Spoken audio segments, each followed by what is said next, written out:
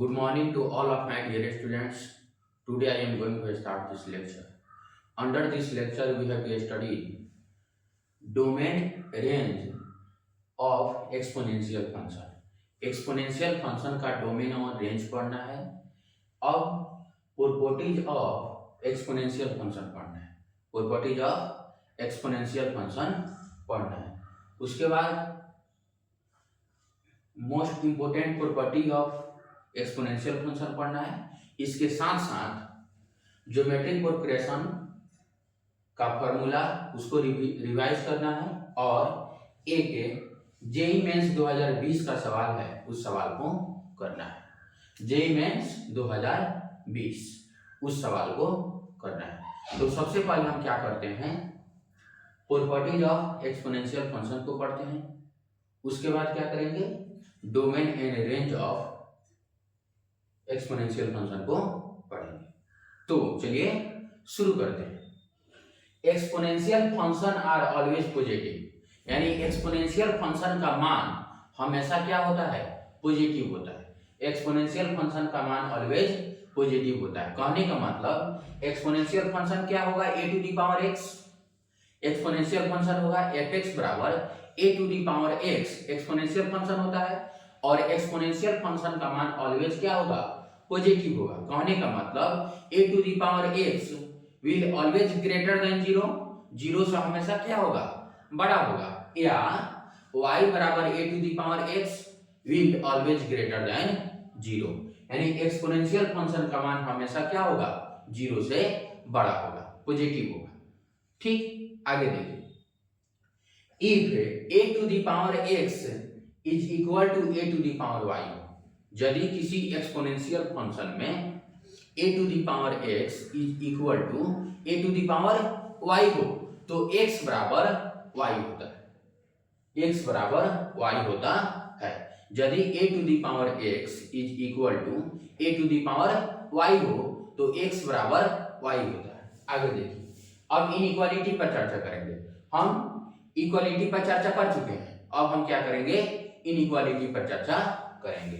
a to the power x greater than और equal to a to the power y हो, a to the power x greater than और equal to a to the power y हो, तो x greater than और equal to y होगा, x greater than और equal to y होगा if a is greater than 1।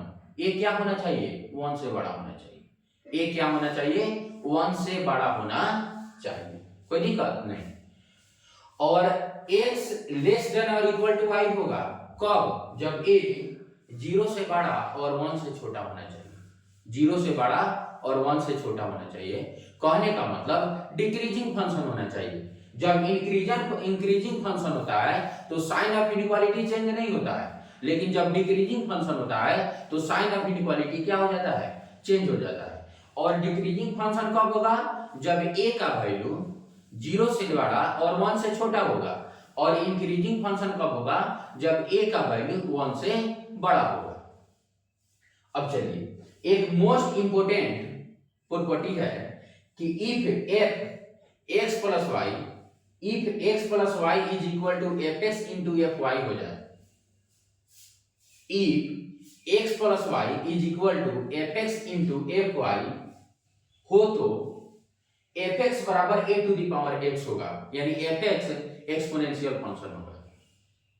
या तभी F x plus Y is equal to F x into F Y तभी होगा जब एफ एक्स क्या होगा, एक्सपोनेंशियल फंक्शन होगा। क्या होगा, एक्सपोनेंशियल फंक्शन होगा। कैसे, f x plus Y is equal to a to the power x plus y हो जाएगा। एफ एक्स बराबर ए टू दी पावर एक्स हो, तो एफ एक्स प्लस वाई क्या होगा, a to the power x plus y हो जाएगा। F x into F y क्या होगा, f a to the power x into a to the power y. इसको भी जब कैलकुलेट करेंगे तो क्या आएगा, a to the power x plus y. ठीक है, तो F x plus Y is equal to F x into F Y तभी होता है जब एफ एक्स हमारा फंक्शन एक्सपोनेंशियल फंक्शन होता है।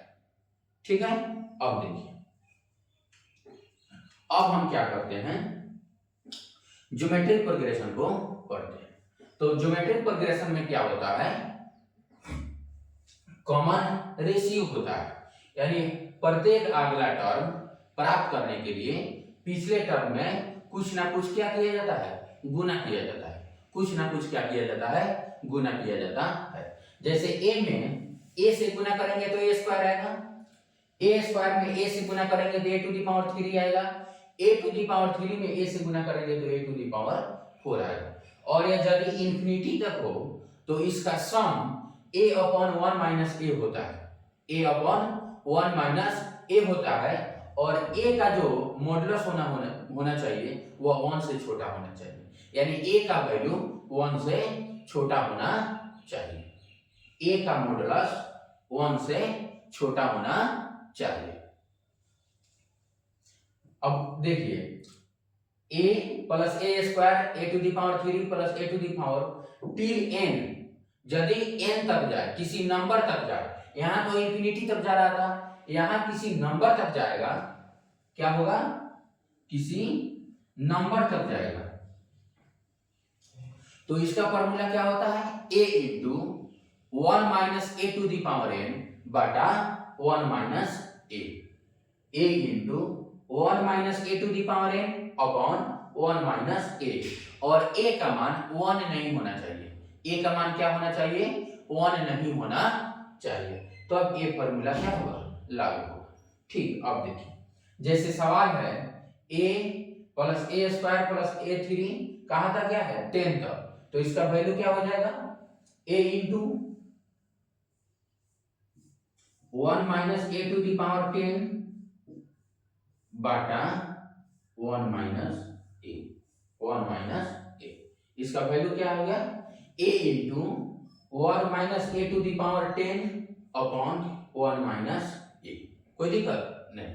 अब हमको क्या करना है, इस जेईई मेंस 2020 के सवाल को करना है और domain range of exponential function को पढ़ना है। ठीक, तो चलिए सवाल को भी करेंगे।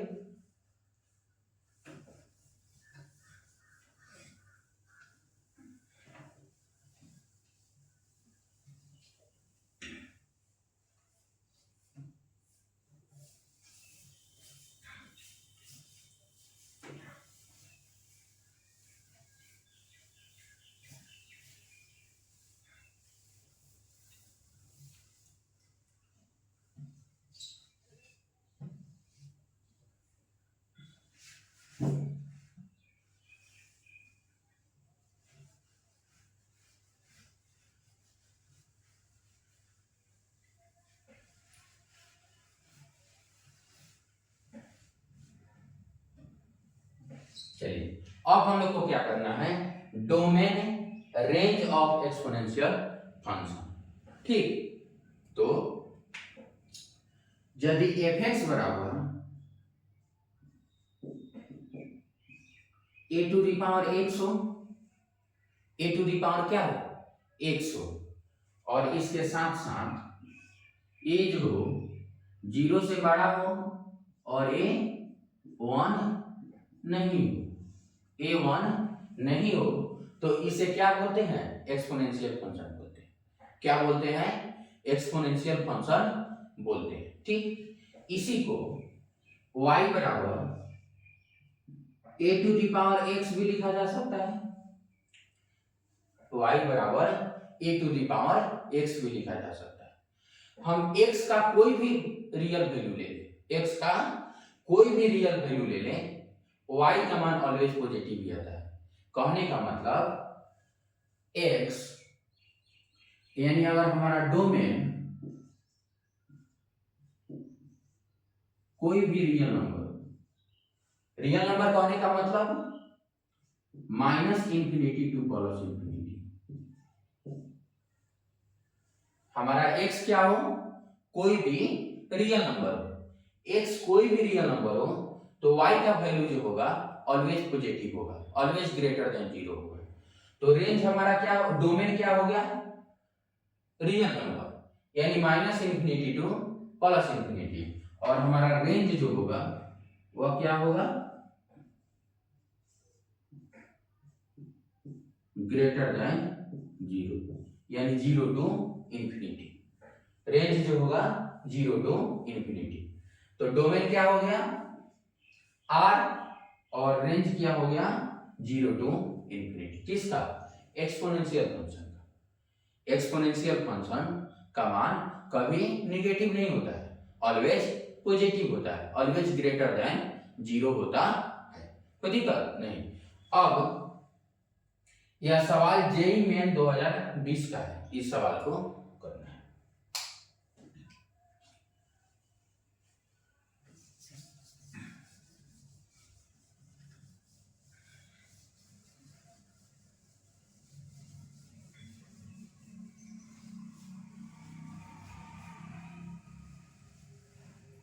सबसे पहले हम क्या करेंगे, सवाल पढ़ेंगे। If x plus Y is equal to F x into F Y, यदि x plus Y F x into F Y हो, तो इतना क्लियर हो गया कि हमारा जो फंक्शन है वह एक्सपोनेंशियल फंक्शन है। क्या है? एक्सपोनेंशियल फंक्शन है। And f1 plus f2 plus f3 to f infinity कितना है? Infinity is equal to 2। कितना दिया है? Is equal to 2। x और y नेचुरल नंबर है, where n is the set of all natural number, then find the value of f4 upon f2। f4 upon f2 का value क्या करना है? ज्ञात करना है। तो चलिए हम इस सवाल को क्या करते हैं, शुरू करते हैं।